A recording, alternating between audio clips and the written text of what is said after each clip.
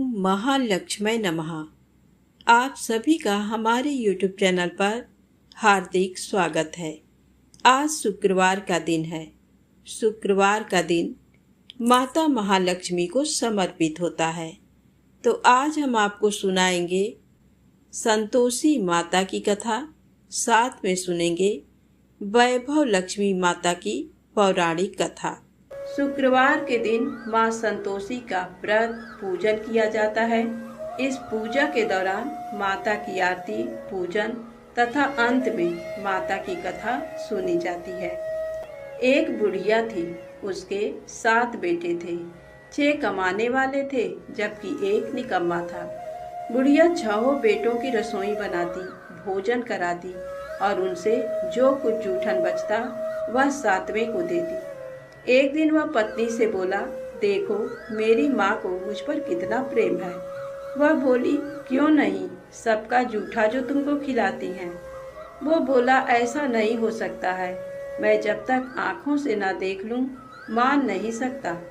बहू हंसकर बोली, देख लोगे तब तो मानोगे। कुछ दिन बाद त्योहार आया। घर में 7 प्रकार के भोजन और चूरमे के लड्डू बने।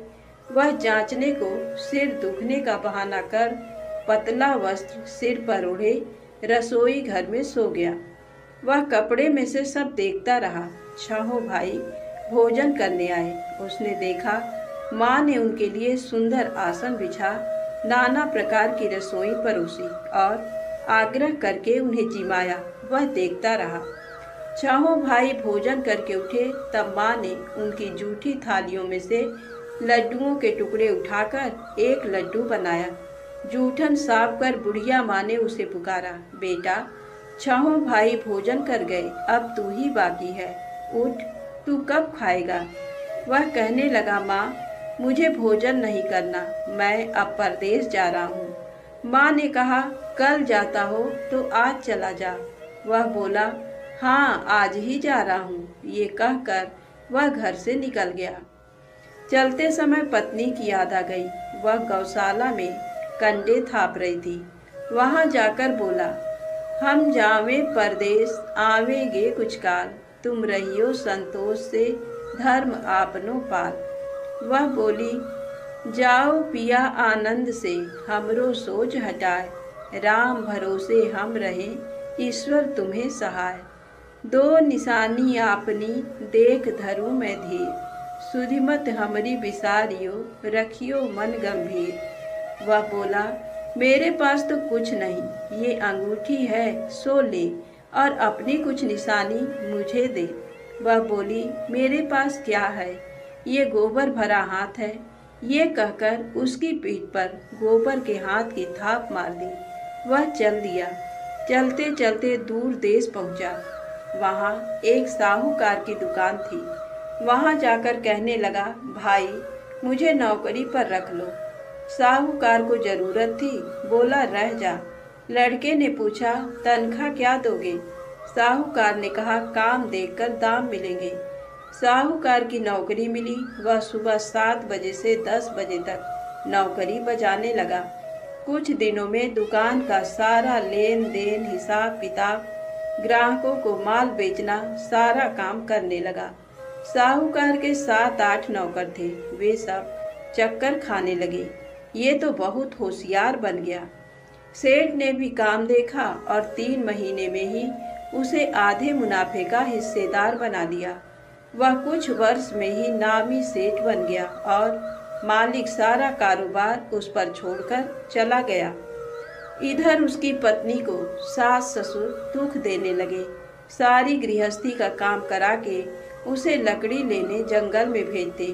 इस बीच घर के आटे से जो भूसी निकलती उसकी रोटी बनाकर रख दी जाती और फूटे नारियल की नरेली में पानी।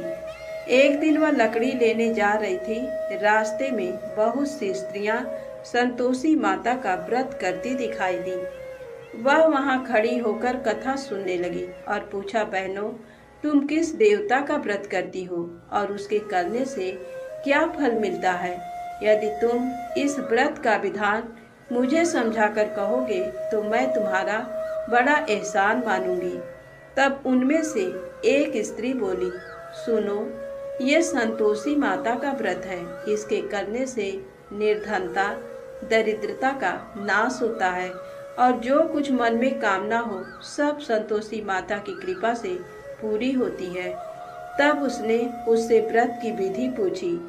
वह भक्तिनी स्त्री बोली, 1.25 आने का गुड़ चना लेना, इच्छा हो तो 5.25 आने का लेना या 1.25 रुपए का भी सहूलियत के अनुसार लाना। बिना परेशानी और श्रद्धा व प्रेम से जितना भी बन पड़े सब आया लेना। प्रत्येक शुक्रवार को निराहार रहकर कथा को सुनना। इसके बीच क्रम टूटे नहीं, लगातार नियम पालन करना। सुनने वाला कोई ना मिले तो घी का दीपक जला उसके आगे या जल के पात्र को सामने रखकर कथा कहना। जब तक कार्य सिद्ध ना हो नियम का पालन करना और कार्य सिद्ध हो जाने पर व्रत का उद्यापन करना। 3 मास में माता फल पूरा करती हैं। यदि किसी के ग्रह खोटे भी हों तो भी माता वर्ष भर में कार्य सिद्ध करती हैं। फल सिद्ध होने पर उद्यापन करना चाहिए, बीच में नहीं। उद्यापन में 2.5 सेर आटे का खाजा तथा इसी परिमाण से खीर तथा चने का साग करना। 8 लड़कों को भोजन कराना। जहाँ तक मिले देवर, जेठ, भाई बंधु के हों, ना मिले तो रिश्तेदारों और पास पड़ोसियों को बुलाना। उन्हें भोजन करा यथाशक्ति दक्षिणा दे माता का नियम पूरा करना। उस दिन घर में खटाई न खाना। ये सुन बुढ़िया के लड़के की बहू चल दी। रास्ते में लकड़ी के बोझ को बेच दिया और उन पैसों से गुड़ चना ले माता के व्रत की तैयारी कर आगे चली और सामने मंदिर देखकर पूछने लगी, ये मंदिर किसका है? सब कहने लगे संतोषी माता का मंदिर है। ये सुनकर माता के मंदिर में जाकर चरणों में लौटने लगी।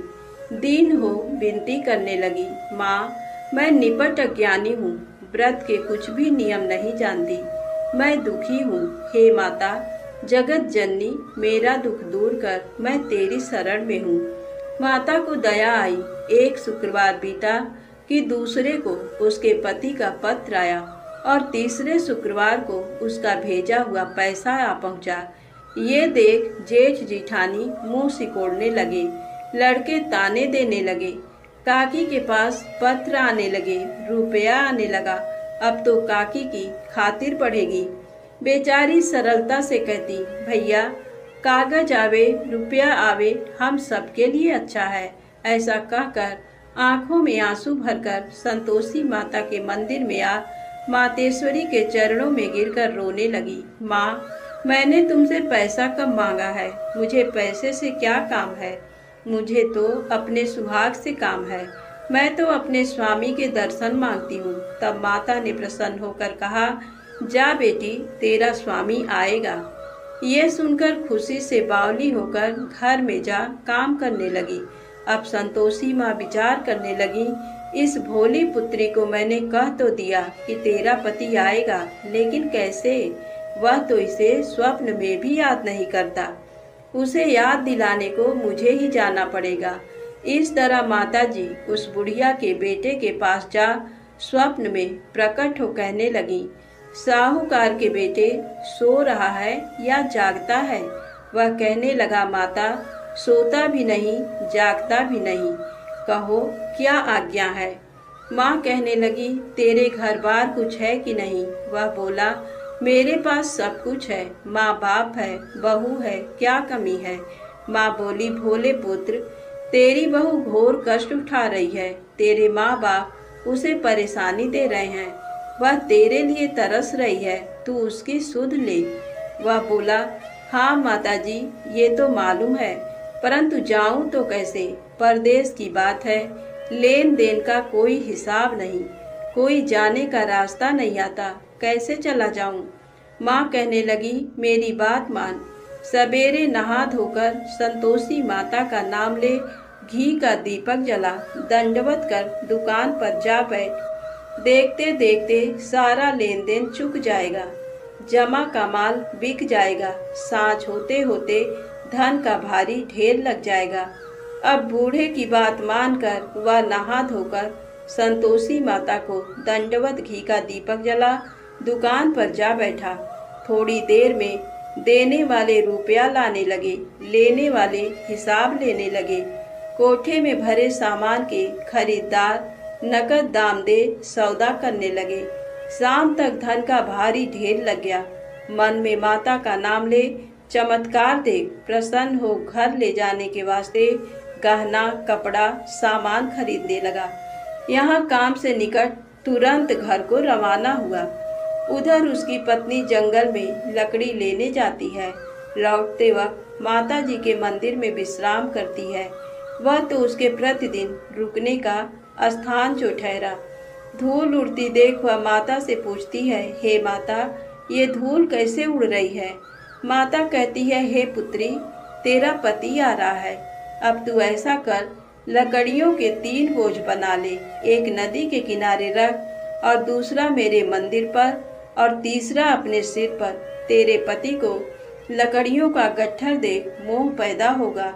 वह यहाँ रुकेगा, नाश्ता पानी खाकर माँ से मिलने जाएगा। तब तुम लकड़ियों का बोझ उठाकर जाना और चौक में गट्ठर डालकर जोर से आवाज लगाना, लो सासू जी, लकड़ियों का गट्ठर लो, भूसी की रोटी दो, नारियल के खोपड़े में पानी दो, आज मेहमान कौन आया है। माता जी से बहुत अच्छा कहकर वह प्रसन्न मन से लकड़ियों के 3 गट्ठर बनाई। एक नदी के किनारे पर और एक माता जी के मंदिर पर रखा। इतने में मुसाफिर आ पहुंचा। सूखी लकड़ी देख उसकी इच्छा उत्पन्न हुई कि हम यहीं पर विश्राम करें और भोजन बनाकर खा पीकर गांव जाएं। इसी तरह रुककर भोजन बना, विश्राम करके गांव को गया। सबसे प्रेम से मिला। उसी समय सिर पर लकड़ी का गट्ठर लिए वह उतावली सी आती है। लकड़ियों का भारी बोझ आंगन में डालकर जोर से 3 आवाज देती है, लो सासू जी, लकड़ियों का गट्ठर लो, भूसी की रोटी दो, आज मेहमान कौन आया है। ये सुनकर उसकी सास बाहर आकर अपने दिए हुए कष्टों को भुलाने हेतु कहती है, बहू ऐसा क्यों कहती है, तेरा मालिक ही तो आया है। आ बैठ, मीठा भात खा, भोजन कर, कपड़े गहने पहन। उसकी आवाज़ सुन उसका पति बाहर आता है। अंगूठी देख व्याकुल हो जाता है। माँ से पूछता है, माँ ये कौन है। माँ बोली, बेटा ये तेरी बहू है। जब से तू गया है तब से सारे गांव में भटकती फिरती है। घर का काम काज कुछ करती नहीं, 4 पहर आकर खा जाती है। वह बोला, ठीक है माँ, मैंने इसे भी देखा और तुम्हें भी। अब दूसरे घर की ताली दो, उसमें रहूँगा। माँ बोली, ठीक है, जैसी तेरी मर्जी। तब वह दूसरे मकान की तीसरी मंजिल का कमरा खोल सारा सामान जमाया। एक दिन में राजा के महल जैसा ठाट बाट बन गया। अब क्या था, बहुत सुख भोगने लगी। इतने में शुक्रवार आया। उसने अपने पति से कहा, मुझे संतोषी माता के व्रत का उद्यापन करना है। पति बोला, खुशी से कर लो। वह उद्यापन की तैयारी करने लगी। जिठानी के लड़कों को भोजन के लिए कहने गई। उन्होंने मंजूर किया, परंतु पीछे से जिठानी ने अपने बच्चों को सिखाया, देखो भोजन के समय खटाई मांगना, जिससे उसका उद्यापन पूरा ना हो। लड़के जीवने आए, खीर खाना पेट भर खाया, परंतु बाद में खाते ही कहने लगे, हमें खटाई दो, खीर खाना हमको नहीं भाता, देखकर अरुचि होती है। वह कहने लगी, भाई खटाई किसी को नहीं दी जाएगी, ये तो संतोषी माता का प्रसाद है। लड़के उठ खड़े हुए, बोले, पैसा लाओ। भोली बहू कुछ जानती नहीं थी, उन्हें पैसे दे दिए। लड़के उसी समय हट करके इमली खटाई ले खाने लगे। ये देखकर बहू पर माता जी ने कोप किया। राजा के दूत उसके पति को पकड़कर ले गए। जेठ जेठानी मनमाने वचन कहने लगे, लूट लूट कर धन इकट्ठा कर लाया है, अब सब मालूम पड़ जाएगा जब जेल की मार खाएगा।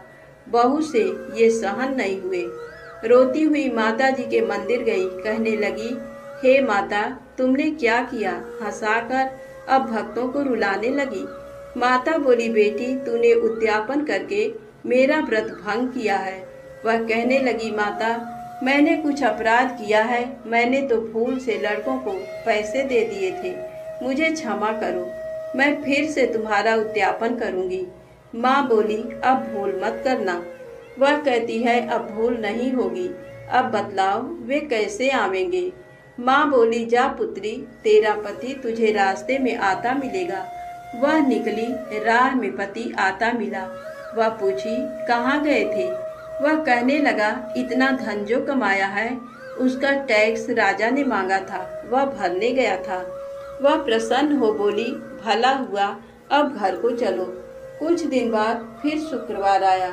वह बोली, मुझे फिर माता का उद्यापन करना है। पति ने कहा, करो। बहू फिर जेठ के लड़कों को भोजन को कहने गई। जेठानी ने एक दो बातें सुनाई और सब लड़कों को सिखाने लगी, तुम सब लोग पहले ही खटाई मांगना। लड़के भोजन से पहले कहने लगे, हमें खीर नहीं खानी, हमारा जी बिगड़ता है, कुछ खटाई खाने को दो। वह बोली, खटाई किसी को नहीं मिलेगी, आना हो तो आओ। वह ब्राह्मण के लड़के लाकर भोजन कराने लगी। यथाशक्ति दक्षिणा की जगह एक एक फल उन्हें दिया। संतोषी माता प्रसन्न हुई। माता की कृपा होते ही 9वें मास में उसके चंद्रमा के समान सुंदर पुत्र प्राप्त हुआ। पुत्र को पाकर प्रतिदिन माता जी के मंदिर को जाने लगी। माँ ने सोचा, ये रोज आती है, आज क्यों न इसके घर चलूं। ये विचार कर माता ने भयानक रूप बनाया। गुड़ चने से सना मुख, ऊपर सूंड के समान होंठ, उस पर मक्खियां भिन भिन कर रही थी। देहली पर पैर रखते ही उसकी सास चिल्लाई, देखो रे, कोई चुड़ैल डाकनी चली आ रही है, लड़कों इसे भगाओ, नहीं तो किसी को खा जाएगी। लड़के भगाने लगे, चिल्लाकर खिड़की बंद करने लगे। बहू रोशनदान में से देख रही थी, प्रसन्नता से पगली बन चिल्लाने लगी, आज मेरी माता जी मेरे घर आई हैं। वह बच्चे को दूध पीने से हटाती है, इतने में सास का क्रोध फट पड़ा। वह बोली, क्या उतावली हुई है? बच्चे को पटक दिया। इतने में माँ के प्रताप से लड़के ही लड़के नजर आने लगे। वह बोली, माँ, मैं जिसका व्रत करती हूँ ये संतोषी माता है। सबने माता जी के चरण पकड़ लिए और विनती कर कहने लगे, हे माता, हम मूर्ख हैं, अज्ञानी हैं, तुम्हारे व्रत की विधि हम नहीं जानते। व्रत भंग कर हमने बड़ा अपराध किया है। जग माता, आप हमारा अपराध क्षमा करो। इस प्रकार माता प्रसन्न हुई। बहू को प्रसन्न हो, जैसा फल दिया वैसा माता सबको दे। जो पढ़े उसका मनोरथ पूर्ण हो, जो कहानी को सुने उसका मनोरथ पूर्ण हो। बोलो संतोषी माता की जय हो। अब आइए सुने वैभव लक्ष्मी माता की पौराणिक कथा। धन के लिए माँ लक्ष्मी की पूजा का विधान है, लेकिन माँ लक्ष्मी के वैभव लक्ष्मी स्वरूप की पूजा का विशेष महत्व माना गया है। ये व्रत शुक्रवार के दिन रखा जाता है। ये व्रत स्त्री ही नहीं बल्कि पुरुष भी रख सकते हैं। इस व्रत से प्रति की सभी मनोकामनाएं पूरी होती हैं, सुख समृद्धि और सौभाग्य में वृद्धि होती है। आइए जानते हैं माता महालक्ष्मी की पौराणिक व्रत कथा। किसी शहर में लाखों लोग रहते थे। सभी अपने अपने कामों में व्यस्त रहते थे। किसी को किसी की परवाह नहीं थी। भजन, कीर्तन, भक्तिभाव, दया, माया, परोपकार जैसे संस्कार कम हो गए। शहर में बुराइयां बढ़ गई थी। शराब, जुआ, रेस, व्यभिचार, चोरी, डकैती वगैरह बहुत से गुनाह शहर में होते थे। इनके बावजूद शहर में कुछ अच्छे लोग भी रहते थे। ऐसे ही लोगों में शीला और उनके पति की गृहस्थी मानी जाती थी। शीला धार्मिक प्रवृत्ति की और संतोषी स्वभाव वाली थी। उनका पति भी विवेकी और सुशील था। शीला और उसका पति कभी किसी की बुराई नहीं करते थे और प्रभु भजन में अच्छी तरह समय व्यतीत कर रहे थे। शहर के लोग उनकी गृहस्थी की सराहना करते थे। देखते ही देखते समय बदल गया। शीला का पति बुरे लोगों से दोस्ती कर बैठा। अब वह जल्द से जल्द करोड़पति बनने का ख्वाब देखने लगा, इसलिए वह गलत रास्ते पर चल पड़ा। उसकी हालत रास्ते पर भटकते भिखारी जैसी हो गई थी। शराब, जुआ, रेस, चरस, गांजा वगैरह बुरी आदतों में शीला का पति भी फंस गया। दोस्तों के साथ उसे भी शराब की आदत हो गई। इस प्रकार उसने अपना सब कुछ रेस जुए में गंवा दिया। शीला को पति के बर्ताव से बहुत दुख हुआ, किंतु वह भगवान पर भरोसा कर सब कुछ सहने लगी। वह अपना अधिकांश समय प्रभु भक्ति में बिताने लगी। अचानक एक दिन दोपहर को उनके द्वार पर किसी ने दस्तक दी। शीला ने द्वार खोला तो देखा कि एक मांझी खड़ी थी। उसके चेहरे पर अलौकिक तेज निखर रहा था। उनकी आंखों में से मानो अमृत बह रहा था। उसका भव्य चेहरा करुणा और प्यार से छलक रहा था। उनको देखते ही शीला के मन में अपार शांति छा गई। शीला के रोम रोम में आनंद छा गया। शीला उस माँ जी को आदर के साथ घर में ले आई। घर में बिठाने के लिए कुछ भी नहीं था, अतः शीला ने सकुचाकर एक फटी हुई चद्दर पर उसको बिठाया। माँ जी बोली, क्यों शीला, मुझे पहचाना नहीं? हर शुक्रवार को लक्ष्मी जी के मंदिर में भजन कीर्तन के समय मैं भी वहाँ आती हूँ। इसके बावजूद शीला कुछ समझ नहीं पा रही थी। फिर माँ जी बोली, तुम बहुत दिनों से मंदिर नहीं आई, अतः मैं तुम्हें देखने चली आई। माँ जी के प्रति प्रेम भरे शब्दों से शीला का हृदय पिघल गया। उसकी आंखों में आंसू आ गए और वह बिलख बिलख कर रोने लगी। माँ जी ने कहा, बेटी, सुख और दुख तो धूप और छांव जैसे होते हैं। धैर्य रखो बेटी, मुझे तेरी सारी परेशानी बता। माँ जी के व्यवहार से शीला को काफी सब्र मिला और सुख की आस में उसने माँ जी को अपनी सारी कहानी कह सुनाई। कहानी सुनकर माँ जी ने कहा, कर्म की गति न्यारी होती है। हर इंसान को अपने बुरे कर्म भुगतने ही पड़ते हैं, इसलिए तू चिंता मत कर। अब तू कर्म भुगत चुकी है, अब तुम्हारे सुख के दिन अवश्य आएंगे। तू तो माँ लक्ष्मी जी की भक्त है। माँ लक्ष्मी जी तो प्रेम और करुणा के अवतार हैं। वे अपने भक्तों पर हमेशा ममता रखती हैं, इसलिए तू धैर्य रखकर माँ लक्ष्मी जी का व्रत कर, इससे सब कुछ ठीक हो जाएगा। शीला के पूछने पर माँ जी ने उसे व्रत की सारी विधि भी बताई। माँ जी ने कहा, बेटी, माँ लक्ष्मी जी का व्रत बहुत सरल है। उसे वरद लक्ष्मी व्रत या वैभव लक्ष्मी व्रत कहा जाता है। ये व्रत करने वाले की सब मनोकामना पूर्ण होती है। वह सुख, संपत्ति और दया प्राप्त करता है।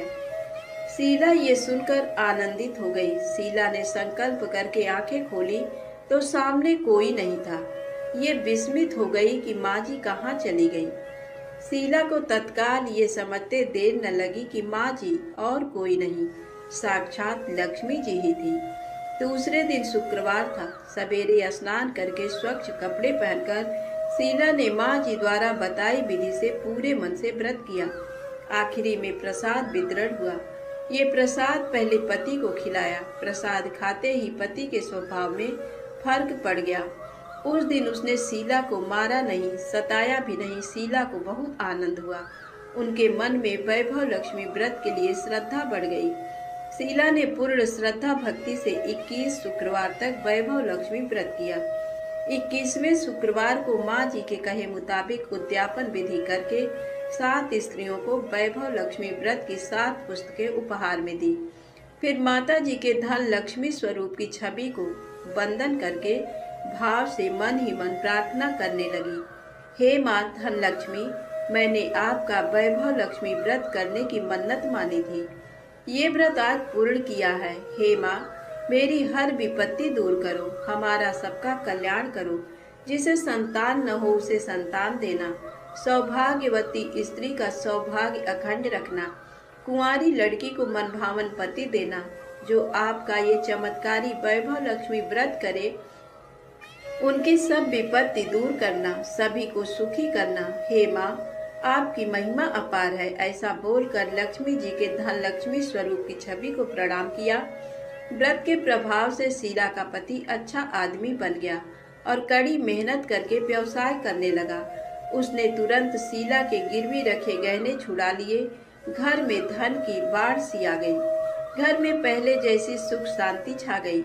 वैभव लक्ष्मी व्रत का प्रभाव देखकर मोहल्ले की दूसरी स्त्रियां भी विधि पूर्वक वैभव लक्ष्मी व्रत करने लगी। वैभव लक्ष्मी व्रत 7, 11 या 21 जितने भी शुक्रवारों की मन्नत मांगी हो उसने शुक्रवार तक ये व्रत पूरी श्रद्धा तथा भावना के साथ करना चाहिए। आखिरी शुक्रवार को इसका शास्त्रीय विधि के अनुसार उद्यापन करना चाहिए। आखिरी शुक्रवार को प्रसाद के लिए खीर बनानी चाहिए। जिस प्रकार हर शुक्रवार को हम पूजन करते हैं वैसे ही करना चाहिए।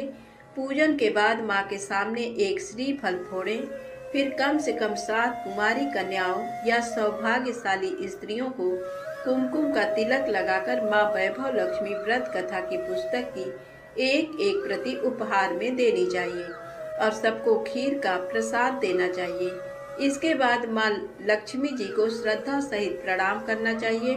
फिर माता जी के धन लक्ष्मी स्वरूप की छवि को वंदन करके भाव से मन ही मन प्रार्थना करें। हे माँ धन लक्ष्मी, मैंने आपका वैभव लक्ष्मी व्रत करने की मन्नत मांगी थी। ये व्रत आज पूर्ण किया है। हे माँ, हमारी जो मनोकामना हो अपने मन में बोले। मनोकामना पूर्ण करो, हमारी हर विपत्ति दूर करो, हमारा सबका कल्याण करो। जिसे संतान ना हो उसे संतान देना, सौभाग्यवती स्त्री का सौभाग्य अखंड रखना, कुंवारी लड़की को मनभावन पति देना और जो आपका ये चमत्कारी वैभव लक्ष्मी व्रत करे उनकी सब विपत्ति दूर करना, सभी को सुखी करना। हे माँ, आपकी महिमा अपार है, आपकी जय हो। ऐसा बोलकर लक्ष्मी जी के धन लक्ष्मी स्वरूप की छवि को प्रणाम करें। हे माँ, आपकी महिमा अपार है, आपकी जय हो। ऐसा बोलकर लक्ष्मी जी के धन लक्ष्मी स्वरूप की छवि को प्रणाम करें। जय माता दी।